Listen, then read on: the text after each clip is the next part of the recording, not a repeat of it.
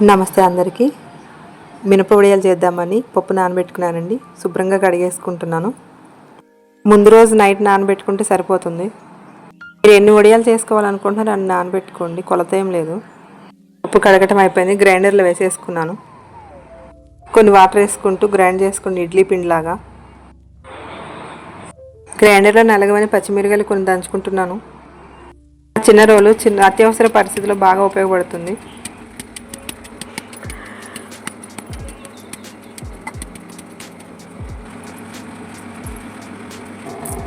ఉప్పు జీలకర్ర అన్నీ కలిపి మళ్ళీ గ్రైండర్లో వేసేసాను. పిండి అయితే రెడీ అయిపోయింది, తీసేసుకుంటున్నా.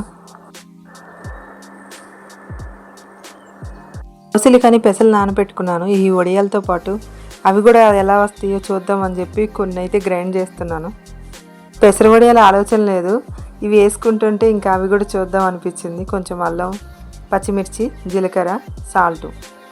వడియాలు అనుకుని 2 వడియాలు అయింది. సరే చేత్తో కాకుండా ఇలా కవర్లో పెట్టుకుని, అందరూ వీడియోలో చూపిస్తున్నారు కదా కవర్తో వేసుకుంటున్నారు, ఈజీగా అవుతుంది చూద్దాం అనిపించింది. ఇంకా నేను కూడా ఇలా ట్రై చేస్తున్నా.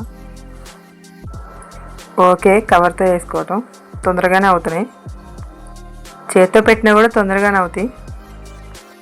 చేత్తో అయితే ఒకటే సైజు వస్తాయి.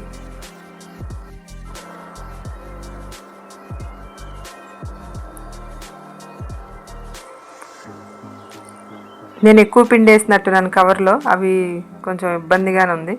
అయినా కూడా పెట్టడానికి బాగానే వస్తున్నాయిలే.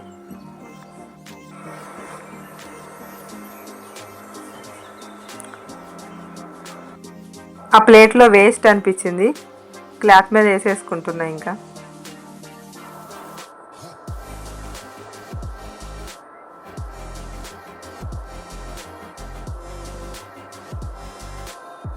కానీ కవర్తో అలా పెడుతుంటే అదొక ఇంట్రెస్ట్గా ఉంది వడియాలు పెట్టడం.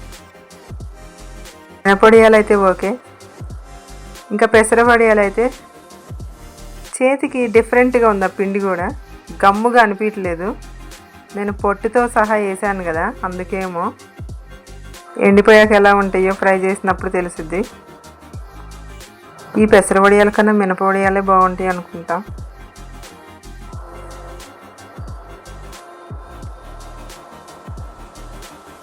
చుక్కలు చుక్కలుగా ముగ్గు పెడుతున్నట్టు బాగానే ఉంది. అవి ఎండిపోని ఫ్రై అయితే చేశాను.